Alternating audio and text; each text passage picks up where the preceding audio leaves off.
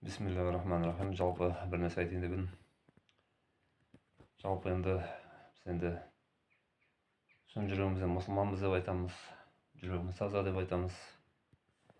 Енді ол тазалық, жүректің тазалығы болады. Адамның сырт келбетінің тазалығы бар. Енді сол рухани тазаламыз деп айтамыз ғой. Бірақ пайғамбарымыз Мұхаммад саллаллаху алейхи вассалам өмірден өтер сәтінде де намазым деп айтқан. Жүрегі таза адам ол біреуге көре алмастық жасалмайды. Жүрегі таза адам біреуге жаманшылық тілемейді, жаманшылық жасамайды деп айтамыз ғой. Бірақ рухани таза адам ол Алланың бірлігін таниды, өзінің Раббысын таниды. Менің құр жүрегім таза деп құр сөзбен айтқаннан гөрі олар амалмен көшеді, амалмен істейді. Амалмен істейді дегеніміз не нәрсе ол? Иманның өзінің шарттары бар. Бірінші, Аллах Тағаланың барлығына, бірлігіне сену. Екінші, оның пайғамбарларына сену. Үшінші, періштелерге иман келтіру. Төртінші, Аллах Тағаланың түскен кітаптарына иман келтіру. Бесінші, тағдырға иман келтіру, жақсылық, жамандық Алладан деп. Алтыншы, бұл қиямет күніне сену деп келтіреді. Енді кейбір ғалымдарымыз осы иманның 6 тармағына 7-ші тармақты қосып қойған. Бұл өлгеннен кейін қайтадан тірілуге сену деп келтіреді. Өйткені көп жерде кейде байқап қаламыз, кейбір адамдар, оны кім бар, ол жақты бар, кім көркепті, өлгеннен кейін тірілу деген ол бос әңгіме, бұл кезінде адамдарды сол қорқыту үшін шығарған нәрсе, Құдайға жүрегің таза болса болды емес пе деп айтады. Яғни сондай шайтан олардың сөздерін сондай әдемі көрсетіп қойды да өздеріне. Бірақ олар өздерін білмейтіндерін түсінбейді екен де. Ғалымдарымыз осы надандықты екіге бөлген екен де, бұл жәһіл басит, жәһіл мураккаб дейді. Яғни бірінші ол надандық, адам өзін біледі де, білмейтіндігін мойындайды. Мен білмеймін деп, білмейтіндігін мойындайды. Мына ол екінші, одан да жаман түрі, ол өзін білмейтін де білмейді де, соған қасарып сіресіп алады. Бұл негізі өте қауіпті нәрсе де. Аллах Тағаланың алдында ең үлкен күнәлардың түрлері бар. Бұл адам өлтіру, арақ ішу, зина жасау, ұрлық жасау, ата-анаға қарсы келу. Осы сияқты күнәлардың тізбектері көп, бірақ соның ішінде күнәлардың ең үлкені ол серт келтіру деп айтамыз ғой. Сонымен қатар тағы бір үлкен түрі бар. Бұл не? Бұл білімсіз Алла жайлы сөйлеу дейді. Білімсіз Алла жайлы сөйлеу.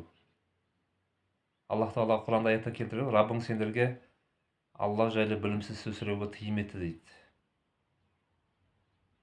Діндеріңді Раббыларыңа үйретесіңдер ме дейді. Өткен жолы бір хатымда отырсам, бас кезінде бір ауыз сөзін сөйлеп, Құран хатымын оқып, соның арасына бір енді жасы 60-қа келіп қалған ер адам, молдеке бір сұрағым бар еді дейді. Жақсы болыпты, қойыңыз, не сұрақ деп, енді ойымда ештеме жоқ, шайымды ішіп отырмын. Осы сендер молдалар айлық алмайсыңдар дейді. Мен оған субханалла айтамын, алатындар бар, алмайтындар да бар дедім. Бірақ сендерге қайдан айлық болсын? Сендерге кісі күнде көп өле бермейді ғой дейді. Мына сөзді қарамайсыз. Сендерге кісі көп өле бермейді ғой дейді. Сондықтан мына кейбір сондай бір надан адамдардың сөзі бар ғой. Өлімді жерде молда семіреді деп. Бұл ірігеннің аузынан шіріген сөз шығады. Мен айттым ол кісіге, кешіріңіз, мен бірақ біреуге өлім тілеген молданы өмірімде көрмеппін дедім. Біреуге өлім тілеген молданы көрмеппін. Бірақ айттым ол кісіге, онда сіз жаназаны не үшін онда молдаға шартасыз? Ертең өлім бәріміздің басымызға келетін жағдай ғой ол, әлбетте одан ешкім қашып құтыла алмайды. Одан не үшін молдаға сіз жаназа шығартасыз дедім онда. Не үшін онда ақша бересіз онда? Молда сізден ақша сұрады ма? Онда шығартпаңыз молдаға. Ақыры молда жайлы ойыңыз сондай, онда өзіңіз шығарып алмайсыз ба? Ондай кезде молда керек болып қалады. Хатым түсірем деп, жаңағы ауызашар жасаймын деп, адамдар молдадан жай күндері сол сыртынан жамандап отырады да олай. Айтқан сөзге адам жауап беру керек қой. Жауап бере алмайсың ба? Тыныш отыру керек. Онда жала жауып, жаңағыдай, сендерге күнде кісі өле бермейді ғой деп, кекетіп мұқатып елдің көзінше. Бірақ артынан ол кісі жаңағыдай қолын беріп кешірім сұрап жатыр да, мен айттым, сіздікі дұрыс емес бәрі деп. Біріншіден мына жерде біз енді біреумен айтысайын, тартысайын деп келіп отырған жоқ қой мына жерге. Біз аруақтарды еске алып, сол кісілердің ақысына Құран бағыштап отырмыз. біріншіден. Екіншіден, ода не үшін бәрілеріңіз ода молдарға ақша бересіздер? Берсең, ол аруақ үшін бересің, сауабың үшін бересің. Бердің ба, бергенді айтпа. Хадистерде келеді ғой, бергенін айтқан адам, ол қайта құсып, құсығын жұтқан итпен тең деп келеді. Сол үшін бұдан негізсіз осылай кекетіп, мұқату, енді бір жерге бір уағыз айта қалсаң болды, бір как будто бір молда бір өзінің ойынан шығарып айтқан сияқты болып жатады да. Молда не айтады? Молда Құранда барын айтады. Құранда не? Ескерту мұсылмандарға пайда береді дейді. Сол аятты бойынша молда өзінің жұмысын атқарып отыр. Құранда бар нәрсені айтады. Пайғамбарымыз Мұхаммад саллаллаху алейхи вассаламның өсиеттерін айтады. Ғалым ғұламалардың өсиеттерін айтады. Ата бабаларымыздың мына дана сөздерін айтады. Осы дін жайлы қаншама біздің ата бабаларымыз айтып кеткен, мысалы. Бір Бұхар Жырау бабамыз айтады ғой, мысалы, міне өзінің тілек атты өлеңінде. Бірінші тілек тілеңіз бір Аллаға жазбасқа дейді. Екінші тілек тілеңіз әзәзіл пасық залымның артынан еріп азбасқа дейді. Үшінші тілек тілеңіз үшкілсіз көйлек кимеске дейді. Төртінші тілек тілеңіз төрде төсек тартып жатпасқа дейді. Бесінші тілек тілеңіз 5 уақытта 5 намаз біреу қаза қалмасқа. Ал енді сонда не? Бұхар Жырау біздің бабамыз емес пе не? Абай атамыз не дейді? Ақылды адамға иман парыз, имандыға ибадат парыз деп.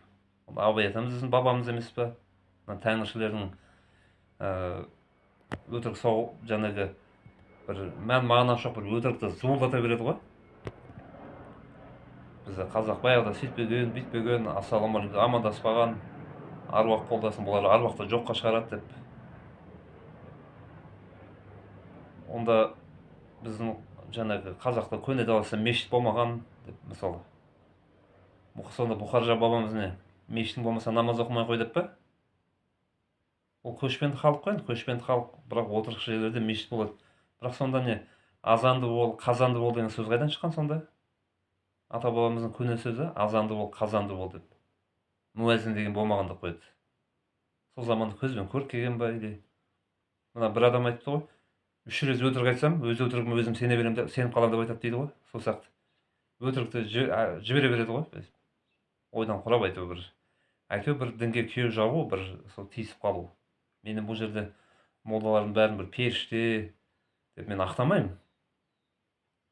Олар да адам баласы ғой, олар да қателесуі мүмкін, бірақ оларды мен ақтамаймын. Бәрі періште, бәрі күнәдан пак деп. Қателеспейтін пенде болмайды.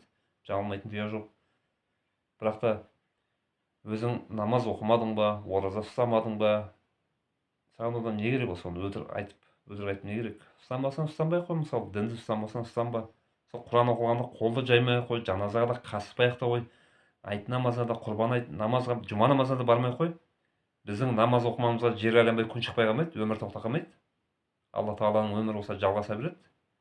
Бәрімізде жаңағы Алланың берген жасын жасап өтеміз. Алланың берген жасын жасап өтеміз ол. Біреуге 40 жас, біреуге 60 жас, біреуге 90 жас, кімге қалай қанша өмір берді, Алла тағала сол өмірін жасап, бөлген ризығын жеп кетеміз. Ешкім мына дүниеде мәңгі қалқамайды. Бірақ амалдарың қалады ғой, сөздерің қалады. Аллаға қарсы шығып тіл тигізген сөздерің бәрі қалады. Екі иығында екі періште отырады, ол сол жазып отырады. Ертең соның есебін бересің. Тәубаңа келмесең. Сондықтан ауыз өзінікі деп ол өйтіп көп сөйлей беруге болмайды. Кішкене ойланып сөйлеу керек. Жаңағыдай ұлтшылдықты бетперде қылып, дінге тіл тигізіп күйе жағу, бұл енді бір еркек адам жұмыс емес қой бұл. Ұлтшылдықты әрдайым қолдаған адам, тарихта білеміз ғой, ұлтшыл болғандардың соңы не болғанын. Ал мұсылман діні ешқашан өз ұлтыңды, дәстүріңді жоққа шығарған емес, шығармайды да ислам діні. Ислам дініне қайшы болмаса, кез келген дәстүр істей беруге болады ол. Құдаға жан басын ұсына берсең болады, жаңағыдай шапан кигізіп, ол жерде шариғатта тыйым салмаған. Сондықтан кішкене бір кісі айтыпты ғой, біздің көне сөз ғой, мен не деймін, домбырам не дейді деп, жаңағыдай өтірікті зуылдатпай, жаңағыдай кішкене сабаға келу керек қой. Біріңді қазақ, біріңді дос, көрмесең істің бәрін бос деп Абай атамыз айтқандай.